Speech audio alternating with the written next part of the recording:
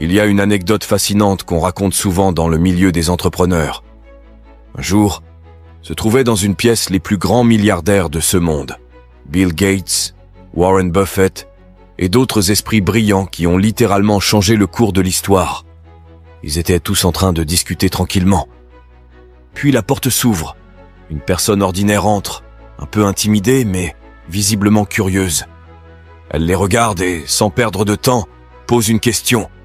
Quel est le secret de votre réussite? Et là, sans se consulter, sans même échanger un regard, ils tournent tous la tête et répondent la même chose. L'art du focus. Vous entendez? Pas l'intelligence, pas les ressources, pas la chance. Le focus. Cette capacité à éliminer toutes les distractions pour se concentrer exclusivement sur ce qui compte. C'est exactement ce dont il est question avec le Monk Mode. C'est une période où tu décides de te retirer du bruit et des distractions pour te recentrer sur l'essentiel. Plus de temps gaspillé sur des choses futiles, plus d'énergie dilapidée sur des activités qui ne t'apportent rien. J'ai utilisé le mode moine pendant plusieurs années, chaque fois que j'avais besoin de me pousser à accomplir des objectifs qui semblaient plus grands que nature. Cela m'a vraiment permis de contrôler ma dopamine, de rester concentré et aussi d'accumuler beaucoup d'argent dans le processus. Dans cette vidéo, je vais vous donner des étapes claires pour vous aider à mettre sur pied votre Monk Mode, de disparaître pendant 6 mois et de revenir complètement transformé. La première étape pour changer votre vie en 6 mois, c'est de faire taire le bruit. Ce bruit, c'est tout ce qui vous éloigne de vos objectifs. Et soyons honnêtes, on sait exactement ce que c'est. C'est la weed, l'alcool, les soirées qui finissent trop tard, les heures perdues sur des jeux vidéo, la pornographie ou encore ces relations qui n'apportent rien à votre vie. Tout ça, c'est le bruit. Ça grignote votre temps, vole votre énergie et vous laisse coincé au même endroit, année après année. Si vous voulez vraiment avancer, il faut couper tout ça. Pas demain, pas la semaine prochaine, maintenant. Ce que vous remplacez par du bruit, c'est du silence intentionnel. Et ce silence, vous le remplissez avec 3 non négociables. Ce sont 3 points non négociables qui sont la clé de votre discipline. Vous devez construire une routine tellement claire que votre cerveau ne peut pas négocier avec vous. Quand je dis non négociable, c'est au sens strict. Pas de place pour l'excuse. Fatigué? On s'en fout. Triste? Pareil. S'il pleut, tant mieux, ça ajoute du caractère. Ce niveau d'engagement est nécessaire parce que changer demande du sacrifice. Et vous ne pouvez pas construire une nouvelle version de vous-même si vous continuez à jongler avec vos anciennes habitudes. Alors, quels sont ces non négociables? Le corps, l'esprit et votre porte-monnaie. Pour votre corps, au moins 30 minutes d'exercice chaque jour.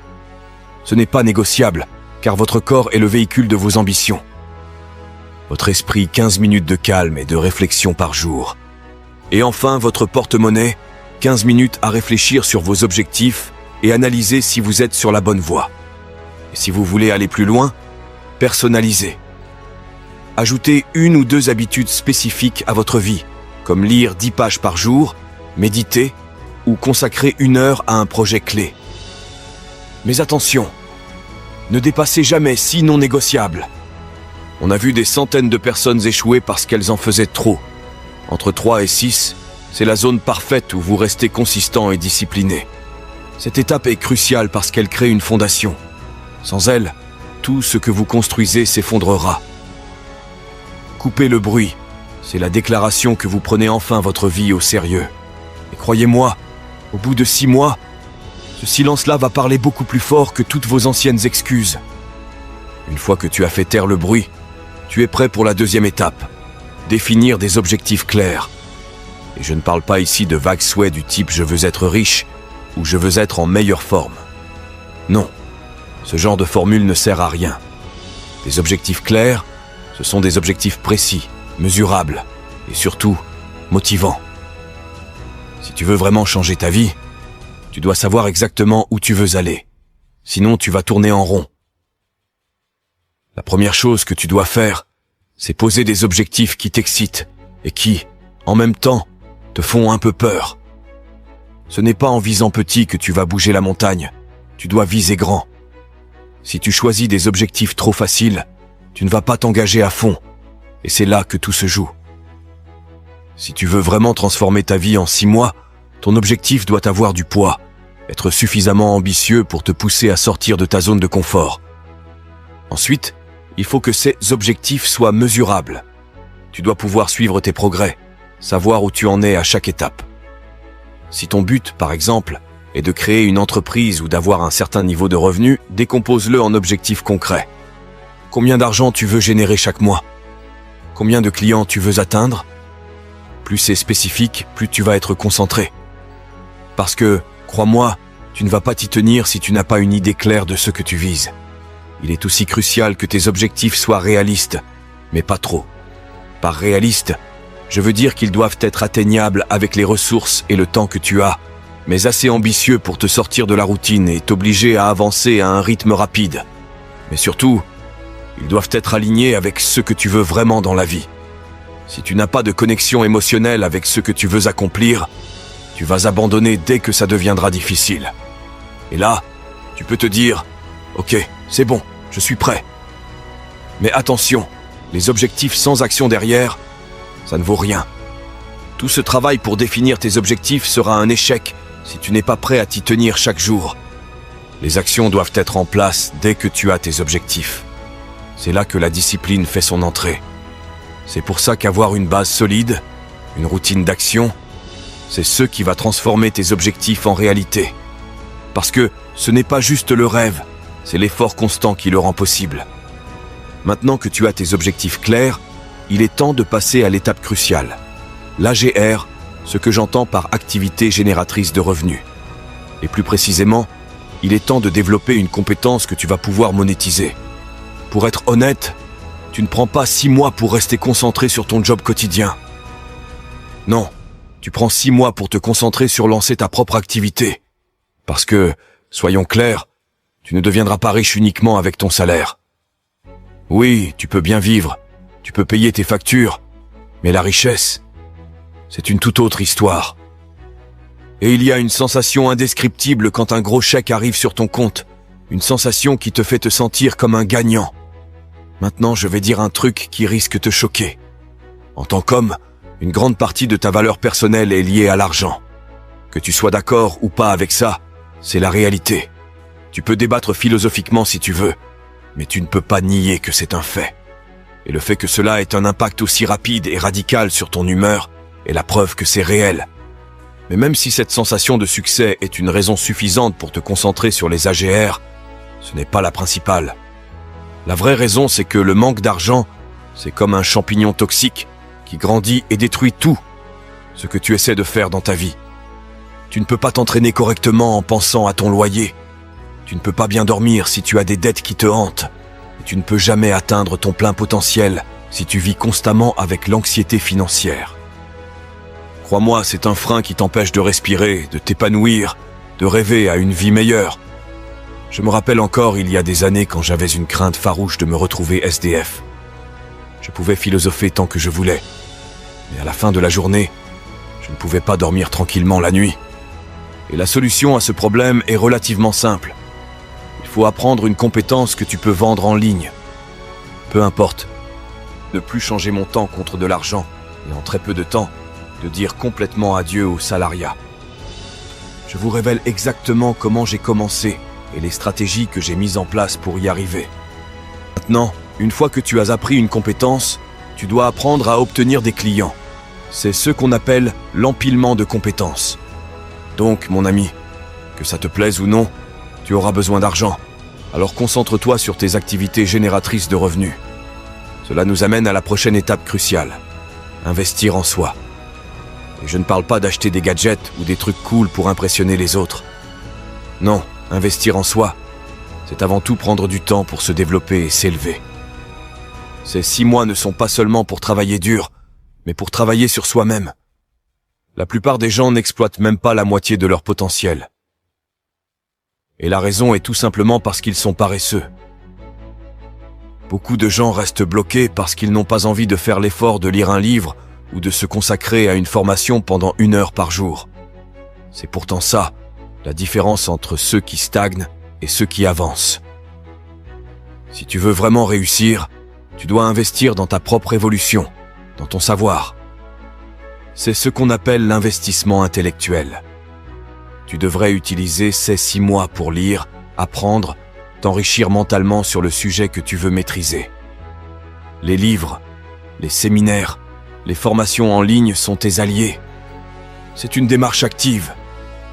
Si tu n'es pas prêt à investir dans toi-même, pourquoi le monde investirait-il dans toi?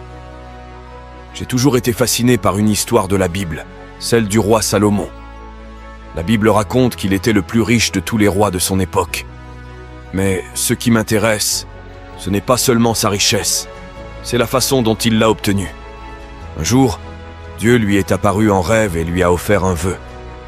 Il aurait pu demander de la richesse, de la gloire ou des pouvoirs inimaginables, mais Salomon a demandé quelque chose de différent. La sagesse et la connaissance. Il a compris que la véritable richesse venait de l'intérieur, de l'intellect, de la capacité à prendre les bonnes décisions et à utiliser le savoir pour bâtir un empire. Dieu, voyant la sagesse de ce vœu, lui accorda non seulement la sagesse, mais aussi une richesse incroyable, une prospérité qui ne serait jamais égalée. Cette histoire montre à quel point investir dans son esprit et ses connaissances est fondamental pour accumuler des biens matériels et réussir dans la vie. Salomon n'a pas cherché à posséder, il a cherché à comprendre et à apprendre. Et c'est exactement ce que tu dois faire pendant ces 6 mois. Ce que je veux dire par là, c'est que les livres, les formations et toutes ces ressources disponibles regorgent d'informations précieuses qui peuvent littéralement changer ta vie. Tout comme le roi Salomon a compris que la véritable richesse venait de la sagesse et de la connaissance, toi aussi tu peux t'enrichir en développant ton esprit, en apprenant des choses nouvelles et en appliquant ce savoir de manière stratégique. Ces ressources sont là pour t'aider à prendre les bonnes décisions, à comprendre comment bâtir quelque chose de solide et à éviter les erreurs coûteuses. Une fois que tu as éliminé les distractions, fixé des objectifs clairs et investi dans ton développement personnel, il est temps de suivre tes progrès. C'est crucial, parce qu'aucune transformation, qu'elle soit physique, mentale ou financière, n'est possible si tu n'évalues pas régulièrement où tu en es. Si tu ne sais pas où tu vas, comment peux-tu t'assurer que tu avances dans la bonne direction? Alors, concrètement, comment suivre tes progrès pendant ces 6 mois de monk mode? Premièrement, mesure tes actions. Ça veut dire que pour chaque objectif que tu te fixes, tu dois définir des indicateurs de performance. Si ton but est d'apprendre une compétence pour lancer ta propre activité, par exemple, tu devras suivre combien d'heures tu passes à t'y former chaque semaine. Tu peux te donner un objectif de temps, comme je vais consacrer 2 heures par jour à apprendre le montage vidéo, ou je vais lire un livre de développement personnel chaque mois. C'est à toi de définir des objectifs mesurables, pas juste flous. Ensuite, note tes progrès. Tu peux utiliser un simple carnet ou une application de suivi. Mais ce qui compte, c'est d'être constant et de prendre l'habitude de noter chaque petite victoire. Un progrès, même petit, mérite d'être enregistré. Cela va non seulement te motiver, mais aussi te permettre de voir, à la fin de la semaine ou du mois, où tu as avancé et où tu dois redoubler d'efforts. Mais attention, n'oublie pas de réévaluer et ajuster. Si tu te rends compte que tu n'as pas respecté un objectif ou que tu n'as pas atteint un certain niveau de compétence, sois honnête avec toi-même et ajuste le tir. Peut-être que tu as sous-estimé la difficulté d'une tâche, ou peut-être que tu t'es laissé distraire. Dans tous les cas, le suivi régulier te permettra de t'ajuster en temps réel et d'éviter de perdre du temps. L'idée ici, c'est que tu ne dois pas simplement espérer réussir. Tu dois mesurer ta progression avec des indicateurs clairs, réévaluer souvent et ajuster en fonction des résultats. C'est une question de discipline et de constance. Rien ne se construit en un jour, mais avec des efforts mesurés et suivis, tu vas voir ta vie changer sous tes yeux. Et surtout, tu vas éviter les pièges du procrastination, car tu seras constamment confronté à l'état de tes progrès. Rappelle-toi, les résultats ne viennent pas seulement du travail acharné, mais aussi de la réflexion stratégique et de l'adaptation. Bon, maintenant, la première chose que vous devez faire après avoir regardé cette vidéo, c'est de prendre un stylo et du papier et d'organiser comment vous allez relever ce défi. Les habitudes que vous allez adopter, la promesse que vous allez faire, l'événement auquel vous allez vous engager, et tout le reste dont j'ai parlé dans cette vidéo. Ensuite, fixez une date pour commencer et une date pour le terminer. Parce que cette vidéo ne doit pas être prise à la légère. Je ne fais pas cela pour votre divertissement. Cela nécessitera chaque fibre de force en vous, alors préparez-vous et prenez cela au sérieux. Une fois que vous commencerez, ne regardez pas en arrière. Et une fois que vous avez fait tout cela, je veux que vous regardiez la vidéo YouTube que j'ai laissée dans la description. Elle va vous guider sur le bon chemin pour vous assurer que dans les 6 prochains mois, vous allez cartonner financièrement. Voilà, vous avez là toutes les étapes pour transformer votre vie en 6 mois.